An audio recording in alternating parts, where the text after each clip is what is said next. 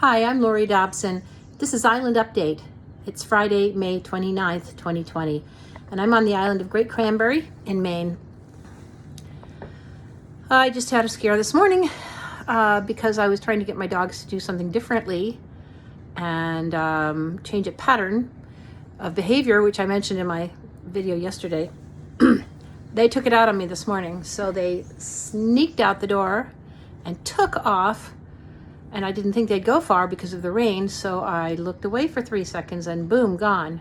Did not respond. So Mimsy came back. It's now an hour later, no sign of Tum Tum. And Bob's convinced me that osprey won't attack in fog. I don't know if that's true or not. I'm just waiting till I get that dog back, realizing that they did not appreciate the requirement I placed on them to change their behavior.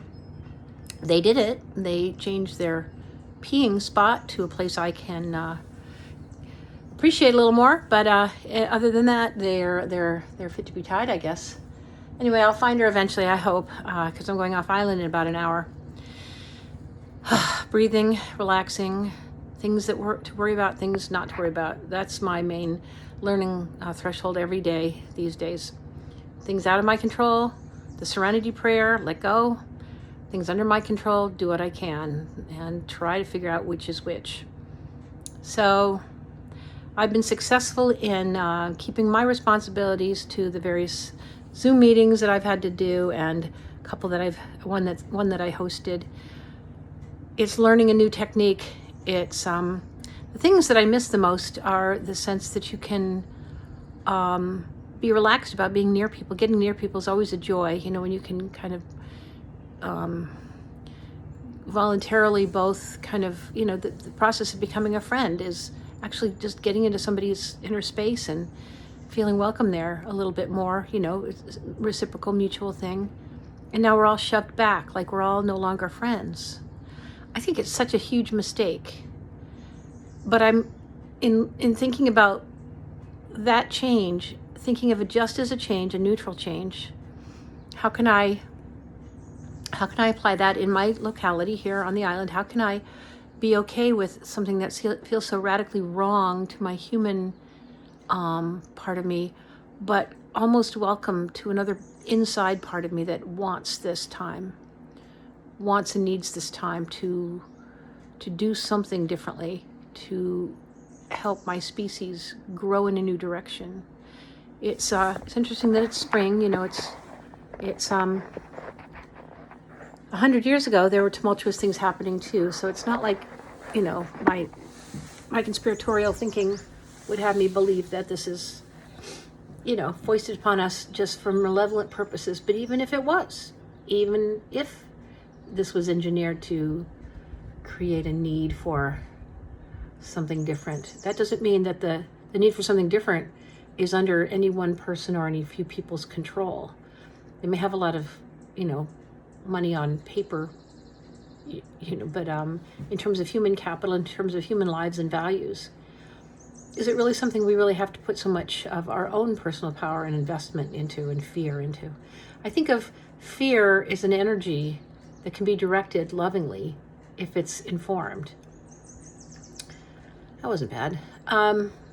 So in thinking about the positive uses of this time, because there are other uses besides negative ones, because the world is not just negative.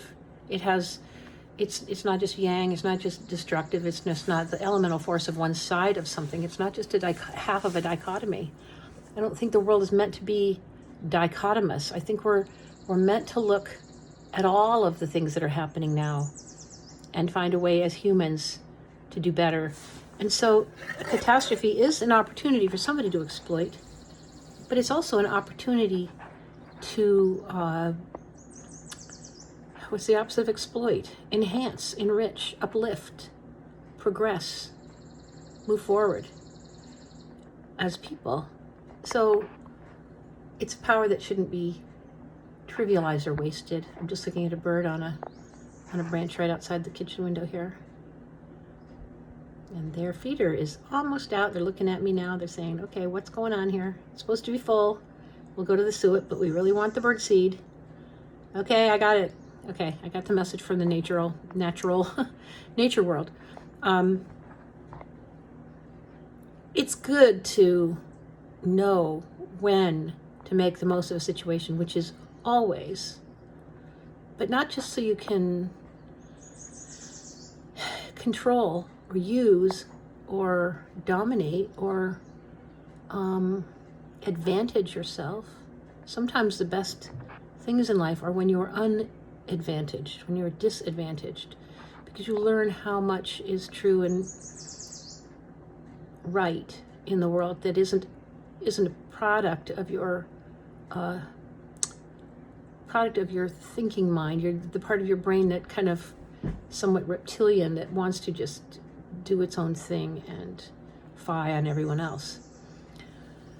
So going back to my question, what is the good that can come out of this time out? I think we're reaching into ourselves. We have the chance to do any number of things. And of course, Bill Gates would have us think of him more nicely, and he's, suggesting us some movies that could help us pass the time. Always helpful, Mr. Gates, thank you. But other than those like him, other than those who would take our time for their own purposes, how do we take our time for our purpose? And so much of the time, I will admit, I start on the road of thinking about that. I don't empower it enough to think that it's a selfless thing to do, not a selfish thing, because I've been, I guess, trained to think that time for myself is a selfish pursuit. But to really understand that giving myself that gift is a gift to everyone. So depriving myself of the gift of getting down into where I have a contribution to myself and then through me to others, the parts that make me feel the most alive, where I have the passion, that's where the good stuff is, the things that I want to do so much, and then not letting myself be deprived. And like I said earlier in another video, sometimes I only allow myself that special permission around my birthday. So my birthday's in 2 days, on Sunday. So yeah, I'm kind of getting there, feeling that good stuff, feeling my oats a bit. So that's okay, because, it's part of my opportunity that I give to me. But just to know that it's not dependent on the birthday, it's just dependent on my choice. And love waits on welcome, not on time. Love waits on welcome, not on time. Yeah, that's the quote from the Course of Miracles. So it's just about my welcoming myself, not by deprivals. Like, I'm going to do this before my birthday. I've got 3 weeks, I've got 2 weeks, I've got 1 week. Yikes, I've got 3 days. I've got to starve myself. That kind of wrong-headedness. But I fall into it so quickly. So I have done a good thing, though. The walk has been lovely. The walk, and I've been paying attention to things. I've been juicing a little bit.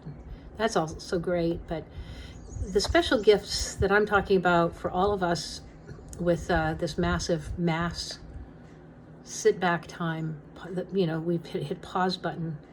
It's a chance to reset. It's a chance to, it's not necessarily go back, but go in.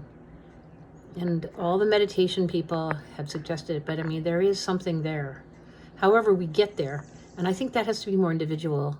I don't think we can really, we've heard people suggest it, and how to do it, how to breathe, put your tongue in the roof of your mouth, breathe in through your nose to 4, hold it for 7, count of 7, and then exhale through your mouth, count of 8. Do that 4 times in a row, several times a day, maybe 3 or 4 times a day. That's deep breathing. That can change your outlook quickly. But I'm talking about easing into something that is, can be your life, so that other things you can just let go of more. I'm not worried about the letting go part, because if I ever tell myself to let go, it has the opposite effect. So I think that things let go when I'm looking elsewhere, when I've got something that's enriching me to the point where I don't need anything more, Nothing bothers me. Nothing bother me is a quote from a guru I heard once, of some sort of person. Nothing bothered me. That was the thing that was different about him than anybody else. Nothing bothered me. And then another person that I thought was pretty wise, who's gone now, Lama Maru, said, enough. I have enough. We have enough. Let it be enough. So whatever you have right now, consider letting it be enough. And some of us have more of a challenge that way than others. And I apologize for the fact that my life is easier.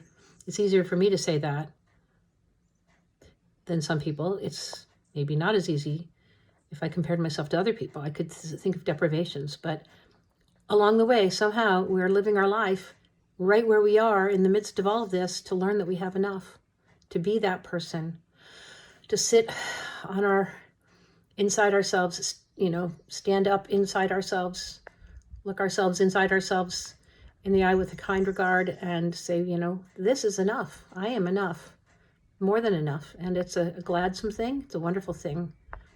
I appreciate this thing and I'll do what I can with it. So have a great day. Those are my thoughts on Great Cranberry. Bye.